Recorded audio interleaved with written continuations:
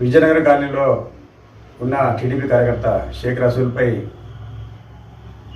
YCP కార్యకర్తల దాడి జరిగిన అనంతరం ఆయనను వారి స్వగృహంలో ఆదిలాబాద్ జిల్లా సమితి తరఫున ఈరోజు ఆయనను పలకరించి విషయాలు కనుక్కోవడం జరిగింది.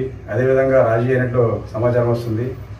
ఏదేమైనప్పటికీ కూడా రాజకీయాల్లో ప్రజాస్వామ్యబద్ధంగా నడుచుకోవాలి తప్ప దాడులు సరైన మార్గం కాదని చెప్పి ఈ సందర్భంగా తెలియజేస్తున్నాము.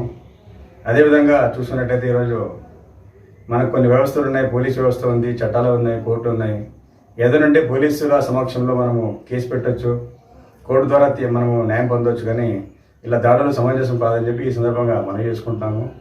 అదేవిధంగా రాబోయే రోజుల్లో ఇలాంటి దాడులు జరగదని చెప్పి ప్రశాంతంగా ఉన్నటువంటి ఆదిలాబాద్ ఇలాంటి దాడులు జరగడము మన ఆధునిక మంచిది కాదని చెప్పి ఈ సందర్భంగా తెలియజేసుకుంటాము.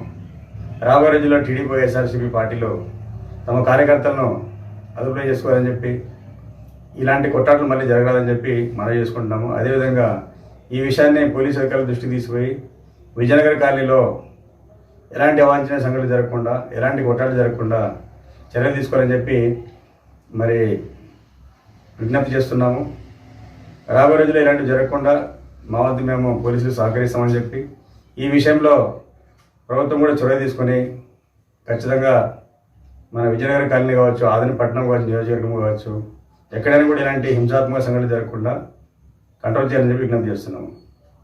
ఇక 2 రోజుల క్రితం విజయనగరం కాలనీకి చెందినటువంటి షేక్ రసూల్ అనే అబ్బాయిని, ఆ టీడీపీ యొక్క కార్యకర్తని వైసీపీకి చెందిన కొందరు వ్యక్తులు మన జలాల్ డోంగిరి దర్గా సమీపంలో ఉన్నటువంటి బేబదర్జంగ్ మసీద్ వద్ద దాడి చేసినట్లు వార్తలు వస్తున్నాయి.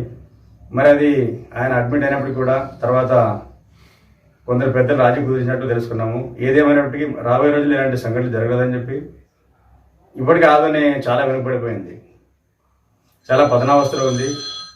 మరి ఇలాంటి పరిస్థితుల్లో ఇలాంటి దాడులు, ఇలాంటి హింసాత్మక సంఘటనలు అనేది ఆధునిక చెడ్డ పేరు కాబట్టి అసలే అభివృద్ధి లేని ఆదుల్లో ఇలాంటి కొట్టాట్లు అవసరం అని చెప్పి ప్రశ్నిస్తున్నాము. అదేవిధంగా రాబోయే రోజుల్లో ఇలాంటివి జరగకుండా ఖచ్చితంగా శాంతియుత పరిస్థితి నెలకొనాలని చెప్పి షేక్ రసూల్ లాంటి ఒక టీడీపీ కార్యకర్తకు మరొకరికి జరగకుండా, ఎవరైనా ఏ పార్టీ అయినా కూడా హింసాత్మక ఘటనలకు పాల్పడకుండా పార్టీని నిరోధించాలని చెప్పి విజ్ఞప్తి చేస్తున్నాము.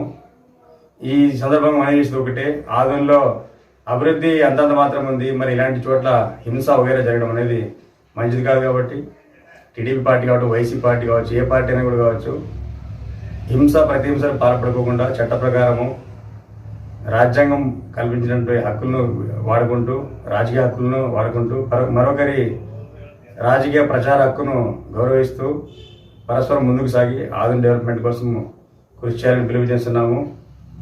మరి రాబోయే రోజుల్లో ఇలాంటి సంఘటన జరగకుండా పోలీస్ శాఖ కూడా కఠిన చర్యలు తీసుకోవాలని చెప్పి ఫిర్యాదు చేస్తున్నాము.